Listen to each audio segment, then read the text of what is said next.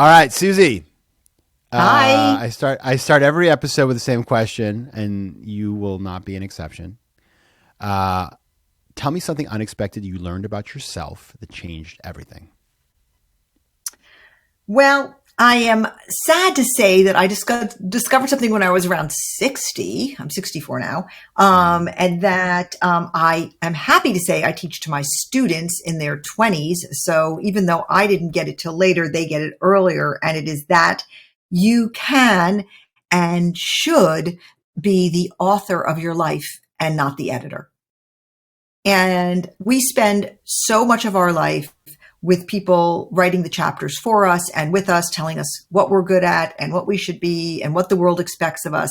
And we then end up editing our dream of a life. And a moment occurs for some of us later in the game and some of us earlier. I admire the people who do this early in their lives, and some people do. But for me, it was quite far along where suddenly I thought, wait, I can have the pen in my own hand and write the narrative, and others may edit it, and they will. I have 4 children, therefore I have editors. But I would say that moment where you allow yourself to be the author of your life, that was a huge revelation to me, and it's now part of my gospel. So Yeah, it's one of those things. I think you're right. It's like I always see the people who do it really early, and sometimes I think to myself, maybe too early, because there is some value to like just shutting up and listening and learning and being like, sort of in sort of follower mode, as it were.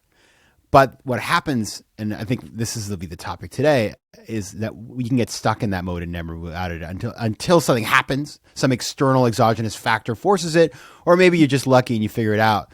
Let's get into that though. Let's start there because it's so fundamental, and it is really hard work. Like, why why are the reasons that we get stuck being the I think about like, the old commercial, the old cartoons with like the motorcycle in the sidecar. Why are we in the sidecar and not driving the motorcycle? So many of us. well, there's 2 reasons. The first is that we don't know our values. And the second is that if we do know them, we allow other people or life forces to mitigate our living of our values. So just to take those apart, there's a lot of question about like, what are our values? Well, I spend a huge amount of time in my class at NYU Stern, sort of just even telling people what values are. And then you have to figure out what yours are, which are really specific as opposed to what most people think they are, like really broad, like family and financial security, whereas those words like are super complicated. And what your values are within family or financial security can be wildly different from the person sitting next to you on the subway. And then there's the 6 horsemen of values. Mitigation, the sort of that get in the way of you living by them, even if you know your own values. So just a brief story to sort of say that I am one of the most unlikely people to be even talking about this, because I, as a human being, didn't even know what my values were until I was 28 years old, I think. And I just sort of was bumping along in life like most of us. I went to college and I had jobs and I had what I thought was a wonderful career as a crime reporter at the Miami Herald. Then a series of unusual events landed me at Harvard Business School because I decided I wanted to be a business journalist, and I didn't know a ding-dang thing about business. So I was the only person in the history of HBS, and probably still the only person who went to learn business instead of network and pivot into a better job. I went to business school really to learn what it was designed for, which was like to You're learn so about pure. I love that. I was then. Anyway, I went to learn business. And I was paying for business school out of my own pocket, and I did not have any money. And when I got there, I discovered there were this thing called investment banks and consulting firms that would actually pay for your business school, like relieve you of your debt if you got a certain grade point average. And at HBS, there's this thing called Baker Scholars. It's like the top 3% of the class. And I thought, I don't know anything about business, but God darn it, I am going to be one of those Baker Scholars. So I get my debt relieved. It was like, to me, it was like, oh my God, there's a ticket. I can go get it. And so I became determined to work as the harder than any person could. And I did it because I didn't know much about business. For others, it wasn't such a big stretch, I suppose. And I was an absolute unmitigated pill and a bore working away. And while most people were at business school to make friends and go to parties as well as go to class and to expand their networks, I would literally study with my study group. And when I wasn't studying, I would be thinking about studying, and then I'd go back and study some more. And this did not endear me to my classmates, let me tell you that. And it shouldn't have. Okay. And I always had my hand up in class. I knew one way you got a good grade was to be commenting all the time. Got to talk a lot. The professors loved me, you know? Oh, yeah. And so then the last day of business school, I was walking across campus, scurrying to my car to go home and study. And there was a huge party that night. And I passed one of my my student friends, such as it were. And he said to me, "Are you going to the party tonight?" And I said, witheringly, I looked at him and I said, "Are you kidding? We have classes tomorrow." And he said, "You know what, Suzy? You just don't value fun." And I got very defensive and I said, "Of course I value fun." And I was like, I remembered like just a hot feeling going over me of like embarrassment. It was like a lava, stream of embarrassment. And then he biked away. He was on his bike. And I thought to myself, you know what? I don't value fun. I don't care at all if I don't have fun. I value getting out of debt. And I actually have a very strong value right now. How much better my life would have been if I had told that to myself and been able to say to people, "I wish I could go to your party, but look, I got different values right now. And one of my values is I'm in very deep debt and I must get out of it. Please, give me the grace to do that without hating me, and give myself some grace." Okay.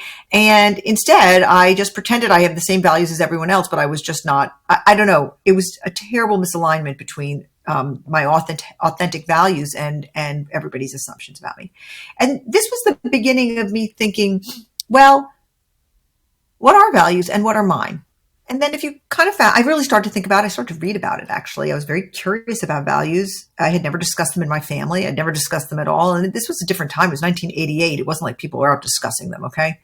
But then, lo and behold, many, many years later, I started working for the Oprah magazine, and I ended up coming up with a decision-making tool called 10-10-10. I wrote a book about it, which did well. And I went on the road with Oprah's columnists, but also for my book tour.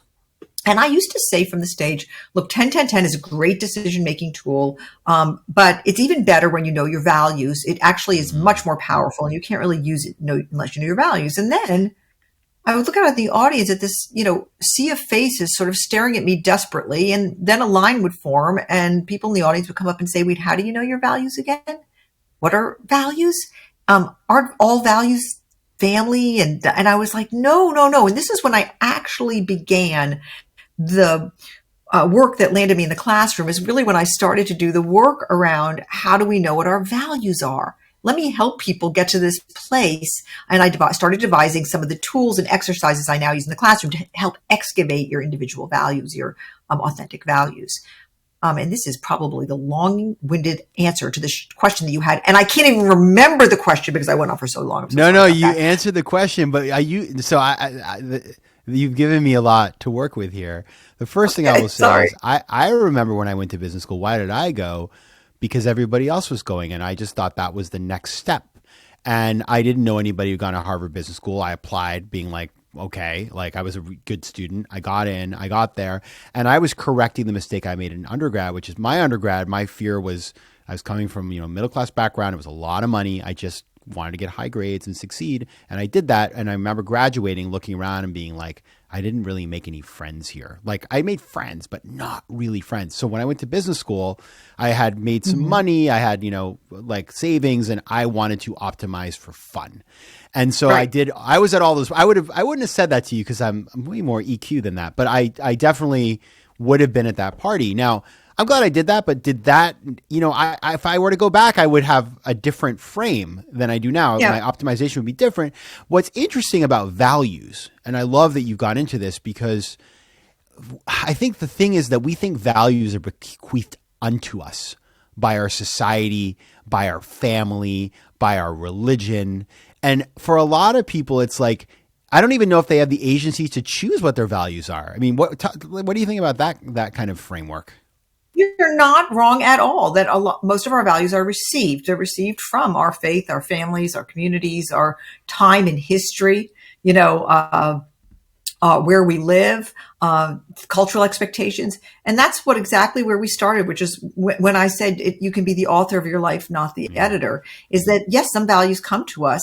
But then as we mature and grow into ourselves and come to know ourselves, we can start to say, yes, that is my value. No, that is not my value. If I was to have gone with every cultural expectation that came from my family and from my heritage and so forth, I wouldn't have worked. And instead I was so unhappy, not working when I had children. We tried it and I had to go back because I was not living my authentic life. And so look, some values come to you very young, just about how you interact with your family and so forth. And some you keep your entire life, but others, and values change. I mean, you have kids, a lot of your values change once you start having children, or you find a job that you desperately love and you think, wait a minute, work isn't just what I'm doing to make a paycheck. Work is a calling, and about your values can change, and vice versa. You could say, I'm just working to live. I've got another set of values. It's helping this organization in town that, that feeds the homeless or whatever. And that becomes your value. So they can morph. Some are quite, profound and stay with us forever. But you know what? You've got to know the difference if you want to live a deliberate and intentional life. And it's not like I'm opposed to spontaneity. I am very spontaneous, and I'm kind of a prankster, and my family goes crazy over it. But the famous quote, tell me, what will you do with your one wild and precious life? Yes. And by Mary Oliver. And when I talk to my students about this, I say, there's a couple key words in here, but one of them is the word plan.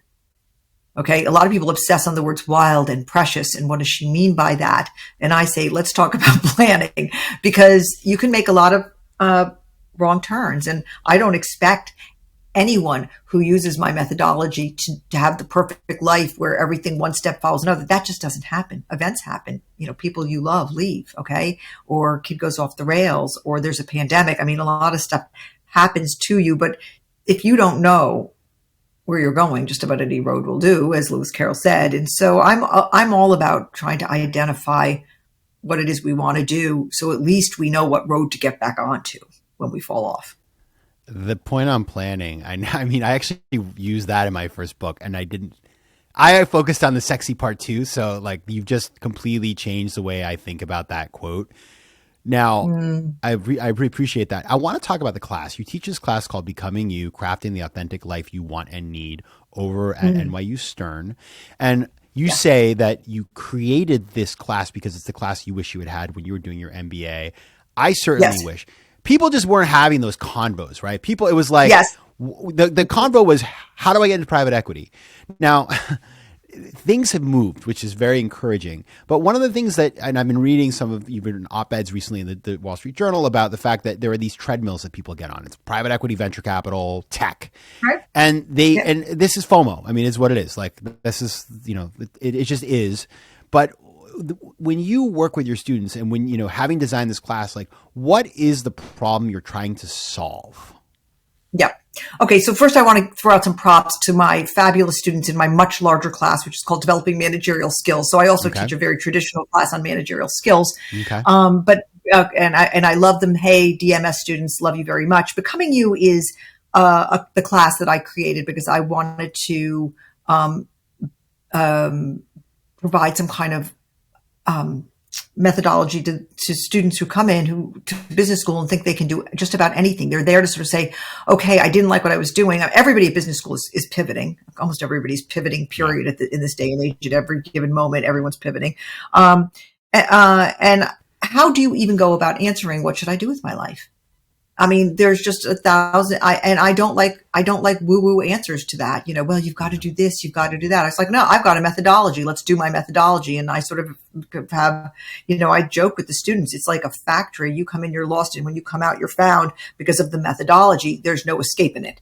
And so I did create this class because I wanted to throw a life raft to the students who had gotten on the conveyor belt of consulting and investment banking and didn't want to be there. And look, power to them. I worked in consulting, and I have very good friends who are investment bankers, and it is for somebody. Some people really love financial instrument.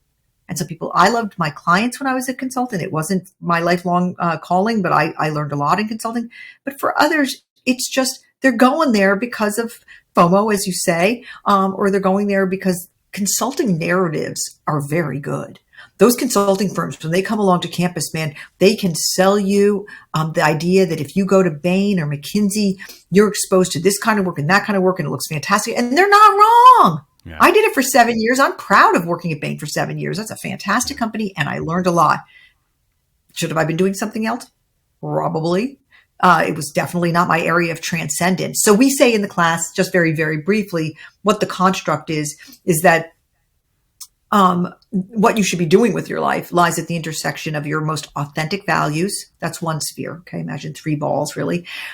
Your most pronounced and positive aptitudes, which would really be your skills, competencies, and your personality. It matters. Okay. And then the areas of economic growth that interest you. And at the intersection of those 3 things, values, aptitudes, and areas of economic opportunity that interest you, lies what I call your area of transcendence. And that is directly from Maslow's hierarchy of needs. People think it tip-topped out at self-actualization. But 12 years after he created that, he was a Brandeis scholar, never given enough credit. After he did the first hierarchy of needs, he revised it saying there's something higher. There's living your best life, self-actualization, plus this feeling of being connected to the cosmos, of giving back, of being involved with something that's bigger than yourself. Those 2 things combined are your area of transcendence. Okay. And that is what I seek to bring my students along to do. So we spend several weeks digging deep and excavating their authentic values, usually a shocking experience, which is why my class has the nickname, the class where everyone cries. And then we have a lot of testing around aptitudes and personality, right? You do not know what your personality is unless you know exactly how the world receives you. Okay. And almost no one does. So we do a lot of testing. And then areas of economic opportunity. Luckily, my students at Stern are very bright and aware and current, and they know where there's areas of economic opportunity. AI. Yeah. So if you love AI, don't go there. It's like, yeah, AI is growing, but do you love it? I play industry bingo. It's one of my most popular classes. Every year, most students love industry bingo, and there's always 2 who hate it. And I say at the beginning, you 2 who are going to hate this, I'm sorry, but I play bingo with all the industries to introduce my students to these industries they've just forgotten exist, that have gobs of jobs in them that MBAs don't go to. I remember one student saying to me, "Oh, I love aviation. Why did I never think about that? I'm going to work at McKinsey." It's like, if you love aviation, they're waiting for you, dear MBA. Yeah. They just don't think you're interested. Yeah. And so it's a process. And at the end, the last day, students stand up and they present to me and the rest of the class the narrative of their life for the next 40 years. Wow. I have cried more times than I can count in that class, stunned by the profound transformation that students go through in front of my eyes. It is hands down the most rewarding thing I've ever done in my life. It's crazy to see how vulnerable the students let themselves become and how much change they allow themselves to go through in that very intense period of the class. I remember when I was in business school going to this. At the time, it seemed very out there. Dr. Tim Butler, who runs career services. I know Tim Butler. Sure. He's very smart. Yeah. He's super great. But at the time, I was just, I was like, a closed-minded, just kind of like, I thought I knew everything. Mm-hmm. And I thought like I should work at a hedge fund. Like anybody who knows me, all my listeners know I should not work at a hedge fund. That would be terrible. But that was what people were doing, and there was money and all this stuff, and so whatever. And we did this exercise where we just it was like a meditation kind of thing where we then envisioned how we would spend our days. And in no picture in my mind was I sitting in front of a screen doing research like stuff.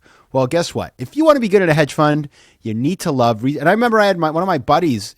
He was like, he loved that. Like his dream, like if he imagined his perfect day, it would be reading research reports, whereas that's my nightmare. And I remember after that being like, well, that was kind of weird, but I did learn something, which is that I should not try to get a hedge fund job because I would not be happy. It's not what I envisioned for myself. So I did, that was served me. I'd love to hear a story from one of your classes, obviously anonymized, but about a student that you had and just how this worked. What was the realization? Where did it, when we start here and we end up there, like what was that journey for this person? I can think of so many stories. Look, to excavate our values, we do 7 very intense exercises, and to find out our aptitudes, we do 4 very intense different kinds of testing and so forth. So let me try to condense this one student who came in as from hedge funds. He's actually was from Singapore. He had a strong cultural and family expectations that he would take his hedge fund background and that he would pivot to investment banking.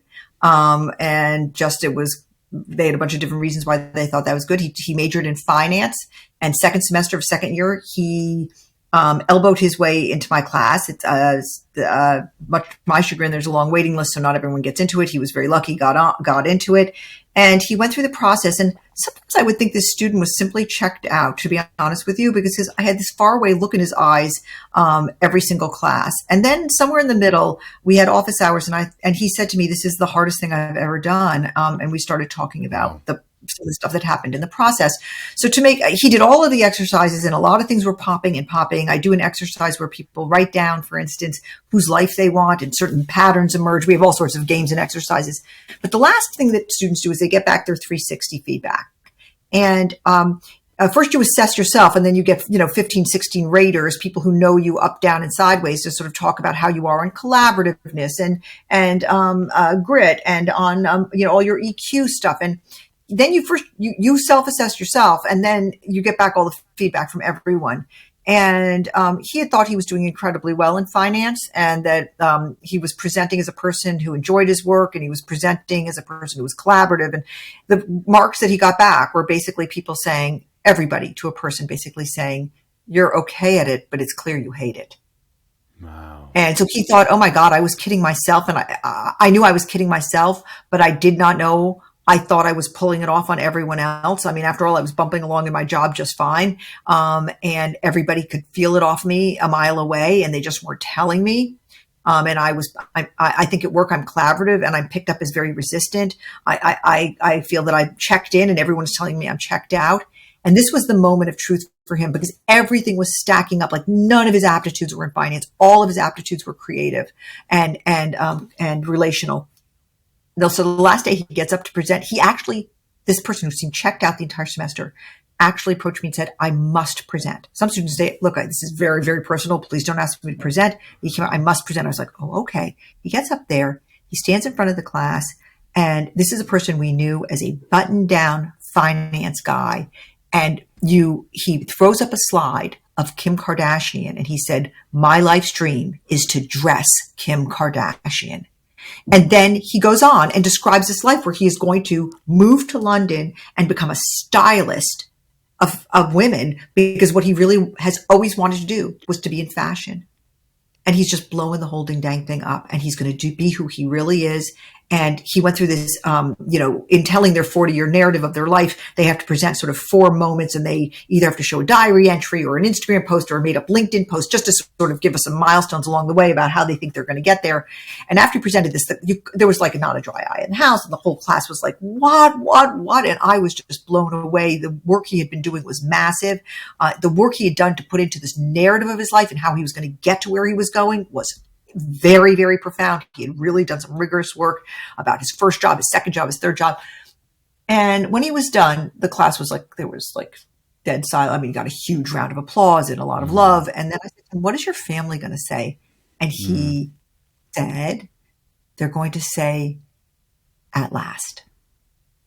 Wow. And I was so taken aback. Right. I thought he would say, they were going to say, "No way, you can't do this." And he said, "They're going to say at last because I think everyone has known but me, and I've been trying to meet everyone's like mine." And he is a true example of a student who suddenly became the author of his life instead of the editor. And I just love him so much. I love what happened to him so much. I don't know what will happen in his life, but I know he will never have a fake life again, because the class awoke him to the pain he was thinking that he was hiding, that he was not. And what's the point? And so it was I have many stories like that. His was just sort of the most shocking in the moment, because he did not present this way at all. And the work he was doing, a lot of times when students are doing that much work, they are piping up in class, sort of saying like, this is killing me. But he was silent until the last moment. And then there was this explosion. Wow. What an incredible story. And it is, the thing about it I love as I think about this, just having seen so many people who have gone through these processes, and on this show, of course, we have tons of guests who have found what they are meant to be doing, their area of transcendence, you say. I think I found mine in many ways. It's like, once you've seen it, it's like you're not going to go back. Like, it may be, by the way, that he decides, I'm going to work in a job that is not fashion, but on the side, I'm going to start a label, or who knows, he'll find that outlet in different ways in his life, but he knows now. And so he won't be the editor. Yeah. I mean, I think that revelation will change everything about his life going forward. For the better in so many ways. And you're right. You're absolutely right. It may not be that he will ever go dress the women in Milan, that may not happen for him. It's hard to get to Kim Kardashian. She's wearing a lot of Skims, a lot of people want to dress her. But I think that it was directional, and it is directional. It's not It's literal. A lodestar. Yeah. Totally. Yeah. All right. So before we go to our exciting and amazing lightning round, I want to ask you one last thing, which is, that story is great. For folks that are listening to this that are like, listen, I didn't get into NYU Stern, so therefore I can't take Suzy's class, but I want more of this. Like, is there a place where we can partake in some of these tools? Yes, there's two different ways. One is that very soon, I, like you, am having a podcast. It's going to be exactly me doing the Becoming You with a different individual each week. I'll do the whole process with them. They'll do the testing. Amazing.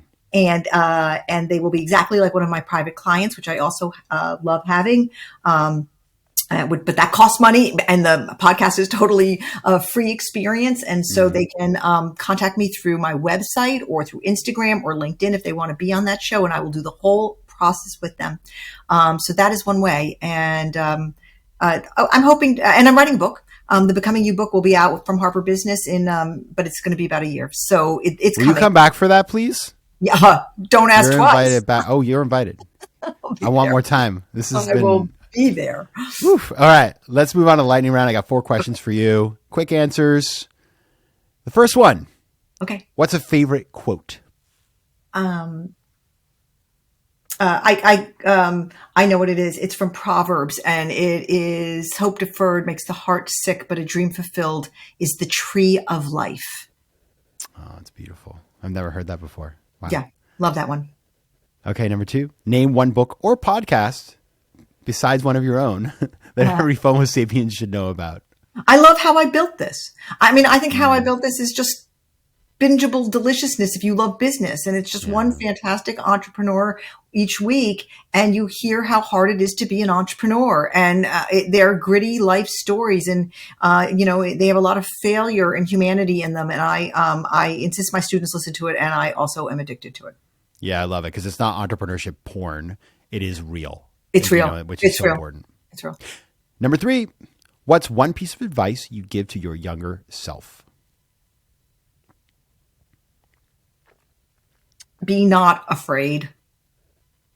So, I mean, that's the most quote. The line appears something like 376 times in the Old and New Testaments. It's be not afraid. We are so afraid all the time, and a lot of times what we're afraid of just doesn't matter. My students read a poem by a great Jamaican poet that a guy doesn't marry a woman that he really loves. He's just afraid of what people will say because she's not of the same class he's of.